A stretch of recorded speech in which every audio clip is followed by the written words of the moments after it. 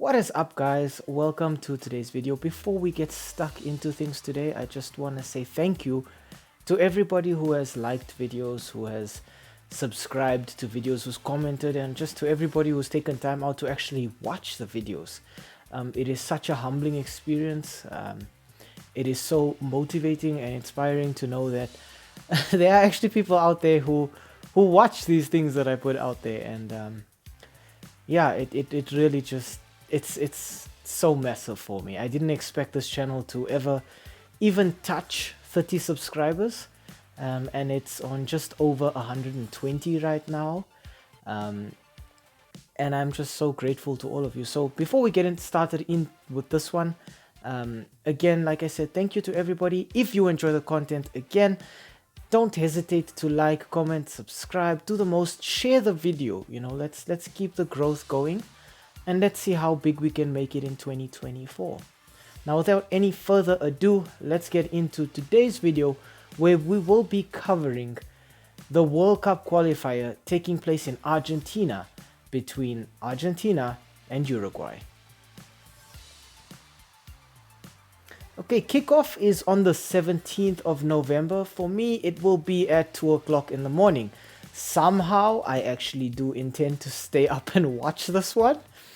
Now, the last time these two sides met was actually on the 13th of November, 2 years ago in 2021. It was also a World Cup qualifier, and stakes were high. At the time, Argentina were very stressed out. Leo Messi had to make a comeback to save La Albiceleste from not even qualifying for the 2022 World Cup in Qatar. The deadlock between the two sides was broken in the 7th minute when some very poor defending and what I'm going to say was a pathetic attempt to play out of the backline from Uruguay was capitalized on by Argentina, and the ball is played through to Di Maria in the box. He finds the back of the net, but it is such an insane goal because he literally found it at the furthest corner of the goalpost. But it was enough, and the match ended just like that, 1-0 to Argentina, putting La Albiceleste in a very strong position, getting them back on track with their World Cup qualifying campaign.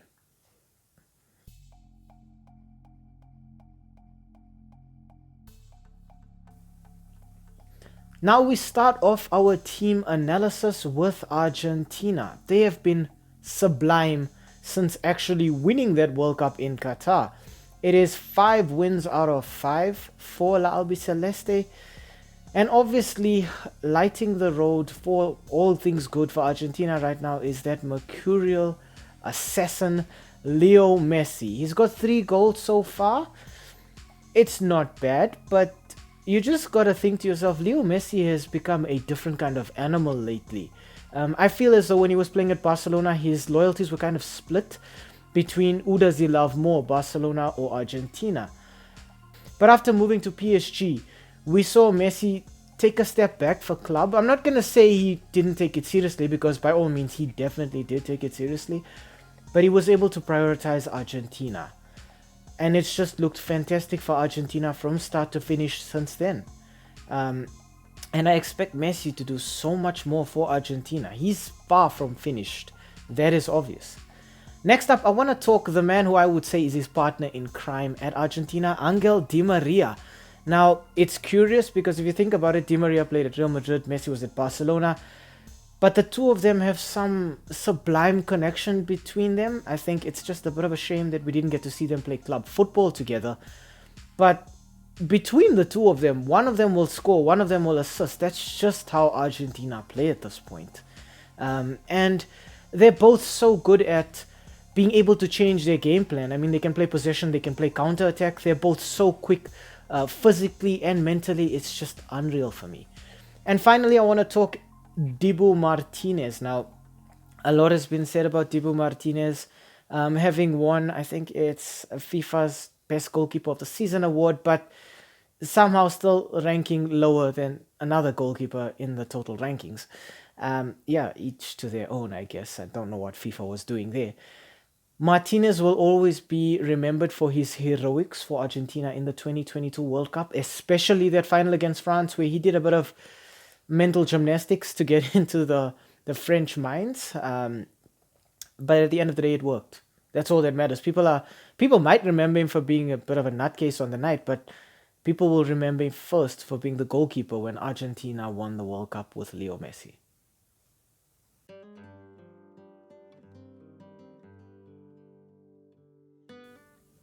Next up, we talk Uruguay. Now, Uruguay are a little bit more inconsistent. It's 3 wins, 1 draw, and 1 loss in their last 5. Leading the way up front for Uruguay is De La Cruz. He's done a fantastic job so far. 3 goals and a single assist. I think he's definitely going to be somebody to watch. I'm expecting him to score. He's the guy who sort of come in and replaced big names here. Luis Suarez, Edison Cavani. It's a new look Uruguay, and this new look Uruguay is looking fresh, looking fast, looking very, very potent. Next up, I want to talk Darwin Núñez. Now, playing at Liverpool has really allowed Darwin Núñez to take his talents to the highest stages. It's 2 goals and 3 assists for him so far in Uruguay's World Cup qualifying campaign. I think he as well, I think having to step up into these empty shoes of players like Suarez and Cavani, you'd expect players to be intimidated, but not these guys. They've done it so well. It is just incredible to watch. And next up, I want to talk Fede Valverde. Now, Valverde plays at Real Madrid, but what I like so much about Valverde is his flexibility. This is somebody who can play either wing. You can put him as a number 10 behind your striker. You can play him deeper in central midfield. There's always a place for Valverde in a squad because of all of his characteristics. He really is a kind of jack of all trades player. But it's not a case of jack of all trades, master of none. He's just so good at everything that I feel like sometimes coaches have an issue with where to play him, so they just put him somewhere else, and then he turns out to be fantastic in that position too. Would not surprise me if I see him playing goalkeeper very soon too.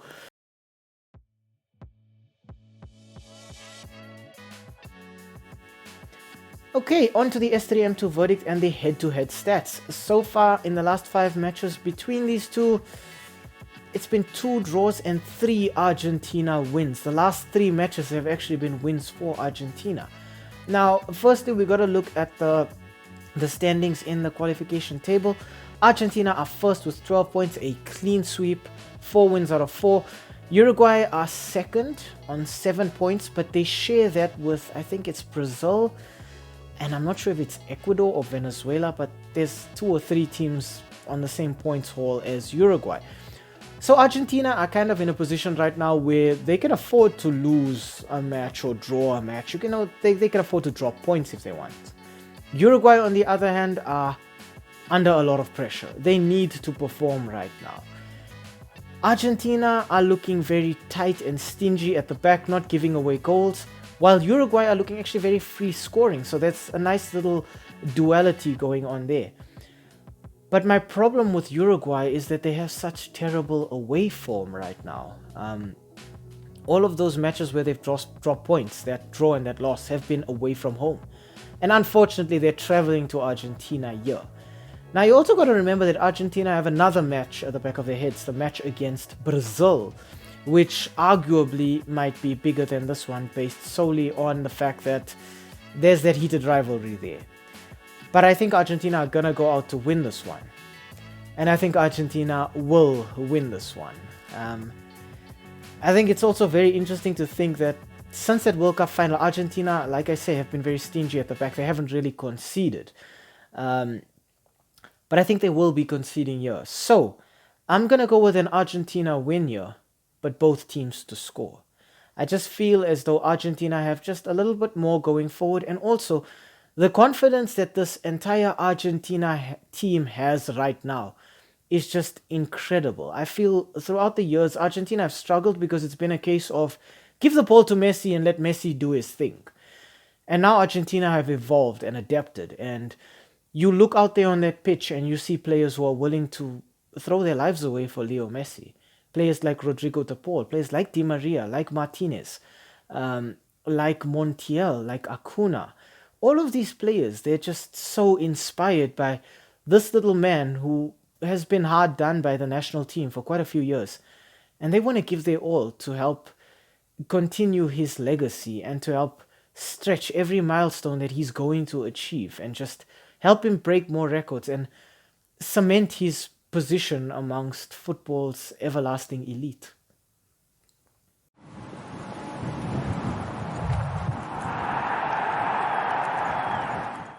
Hi, thank you for making it to the end of this video. We really appreciate the watch time and the fact that you took some time out of your day to spend it with us talking about the sport that we all love.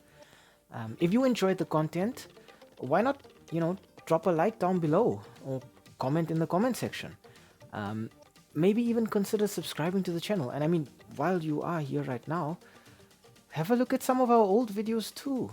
They should be appearing on the screen right now, along with that subscribe button. So you know exactly what to do. Thank you so much. It really helps with the YouTube algorithm. And have a great day out there.